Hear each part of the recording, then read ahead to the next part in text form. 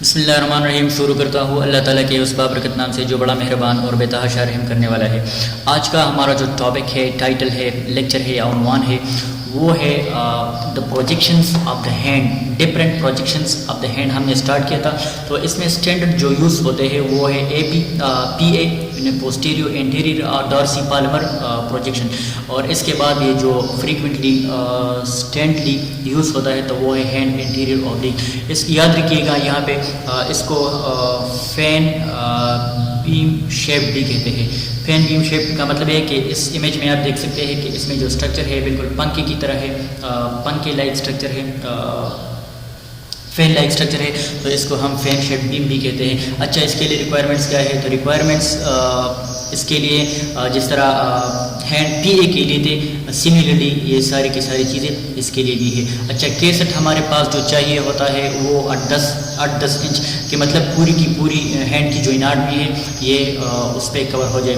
Exposure factor کی اگر ہم بات کریں تو یہ 45 سے 50 کے بی اور 3 سے 4 MA اس تک ہم نے رکھنا ہے. اور S I D source to image distance یا سورس ٹو امیج کا مطلب ہے کہ ایکس رے کی ٹیوب سے جو امیجنگ پلیٹ تک ڈسٹینس ہوتی ہے، جو فاصلہ ہوتی ہے وہ 100 سینٹی میٹر ہم نے رکھنا ہوتا ہے. کیونکہ اگر ہم اس کو کم یا زیادہ کریں تو ظاہری بات ہے امیج پر بھی اثر پڑے گا، جس طرح ہم نے پریویس لیکچر میں ڈیٹیل کے ساتھ یہ پڑھ چکے ہیں. اچھا، divide film in half crosswise. اور ہم نے اگر اس پہ دوسرا پروجیکشن لینا ہو، مثال کے طور پر ہم نے اس کے بعد اے بی لینا ہو یا پی اے لینا ہو یا پی اے ہم نے لیا ہوا ہو آدھے کیسٹ پہ، تو ہم نے یہ جو ہے اس پروسیجر کے لیے ہاف کیسٹ کو ڈیوائڈ کرنا ہے. اچھا، position of the patient and the cassette.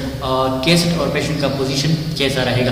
The patient is seated at the end of the table. ہم نے پیشنٹ کو ٹیبل کے کسی بھی کارنر کے ساتھ بٹھانا ہے with affected arm nearest the table. اور اس کا جو متاثرہ ہاتھ ہے یہ بالکل ہم نے رکھنا ہوتا ہے کیسٹ کے اوپر، کنٹیکٹ میں، ٹیبل کے کسی بھی corner per.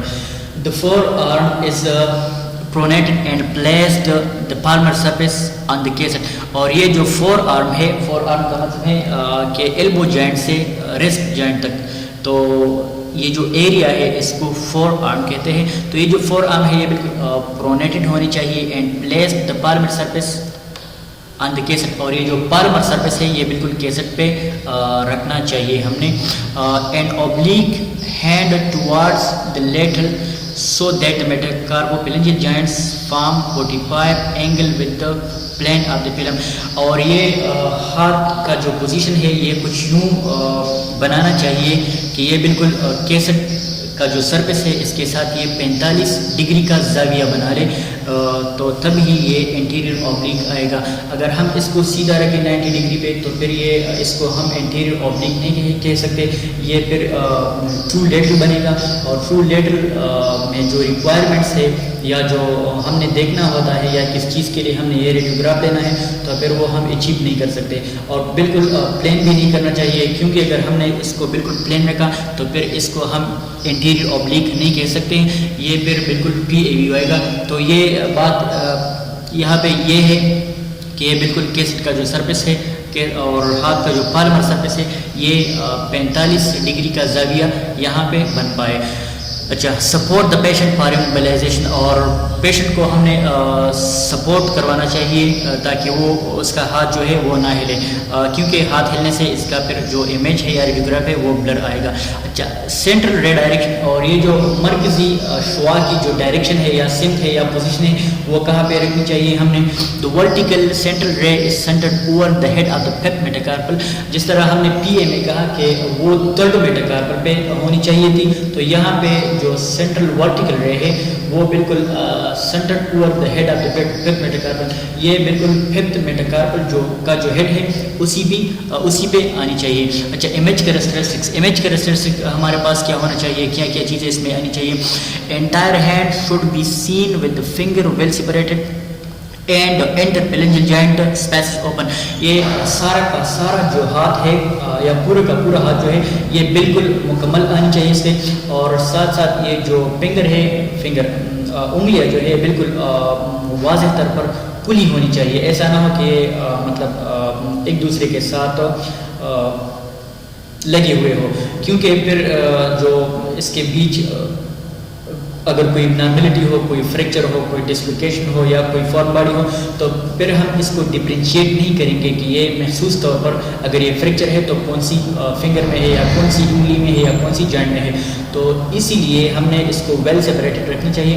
And interphalangeal joints spaces are open, اور یہ جو انٹرپیلنجل جوائنٹس ہے, انٹرپیلنجل جوائنٹس کا مطلب ہے کہ پیلنجل بونس کے بیچ یہ جو جوائنٹس ہے تو یہ اسپیسز ہمارے پاس کھلی ہونی چاہیے. اگر ہم انگلیوں کو فلیکسڈ کر کے رکھیں یا بند کر کے رکھیں تو پھر یہ جو اسپیس ہو یہ ہمارے پاس اوپن ہو کے نہیں آئیں گے. تو اس لیے یہ جو انگلیاں ہے بالکل سیدھی ہونی چاہیے اور بالکل ایکسٹینڈڈ ہونی چاہیے, اور ساتھ ساتھ ویل سیپریٹڈ کا مطلب ہے کہ کھلی ہونی چاہیے. اچھا, اس کے بعد metacarpal should be seen with minimal superimposition, اور یہ جو میٹاکارپل بونس ہوتے ہیں یہ ہمارے پاس کم سے کم سپر امپوزیشن میں ہونی چاہیے. سپر امپوزیشن کا مطلب ہے کہ ایک دوسرے پر پڑے ہونا. تو اگر ہم اس کو پی اے پوزیشن میں دیکھ لیں تو پھر یہ ایک دوسرے کے اوپر نہیں آتے, اور اگر ہم اس کو اوبلیک میں لے لیں تو یہ کم سے کم ایک دوسرے کے اوپر آئیں گے, اور اگر ہم اس کو ٹرن کریں ٹوٹلی لیٹرل ویو پہ تو یہ پھر ظاہری بات ہے سارے کے سارے ایک دوسرے پہ اوپر آئیں گے. تو ہم اس انٹیریور اوبلیک پروجیکشن میں کوشش کریں گے کہ یہ کم سے کم ایک دوسرے پہ پڑے رہے یا کم سے کم ایک دوسرے کے اوپر آ جائے. اچھا, اور دوسری بات یہ ہے کہ with minimal superimposition of the metacarpal of the fourth impact, اور یہ جو اسپیشلی فورتھ امپیکٹ میٹاکارپل ہے تو یہ ایک دوسرے پہ کم سے کم سپر امپوزڈ ہونی چاہیے. Distal radius and ulna should be seen with some superimposition, اور یہ جو ڈسٹل اینڈس ہے النا اور ریڈیس کا تو یہ کم سے کم ایک دوسرے پہ سپر امپوز ہونی چاہیے. آپ اس امیج میں دیکھ سکتے ہیں یہ کیا ہے, یہ پروسیجرل امیج ہے, ریڈیولوجیکل پوزیشننگ اینڈ پریکٹس کی پروسیجرل امیج ہے.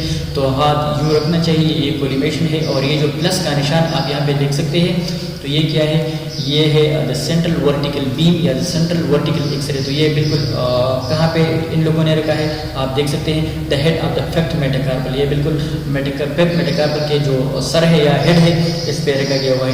اور یہ جو ہے یہ پوسٹ پروسیسڈ امیج ہے یا آپٹیمائزڈ ریکوائرڈ امیج ہے جو ہمارے پاس اس پوزیشن کے بعد ہمارے پاس آیا ہے.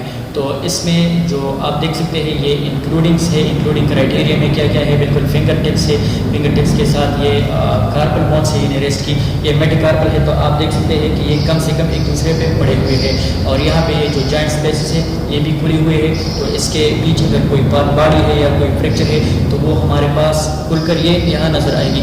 اور یہ جو اسٹائلائٹ پروسیس ہے یا styloid process of the ulna and radius ہے تو یہ بھی ہمارے پاس نظر آنی چاہیے.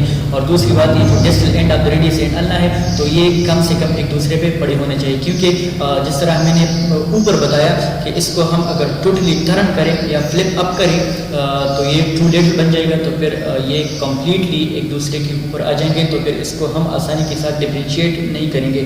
اور ہینڈ انٹیریور اوبلیک میں جو ہے یہ کم سے کم ایک دوسرے پہ سپر امپوز ہے یا پڑا ہے, جو کہ اس پروجیکشن کے لیے ریکوائرڈ طریقہ کار ہے. اپنا بہت سارا خیال رکھیے گا. اللہ نگہبان.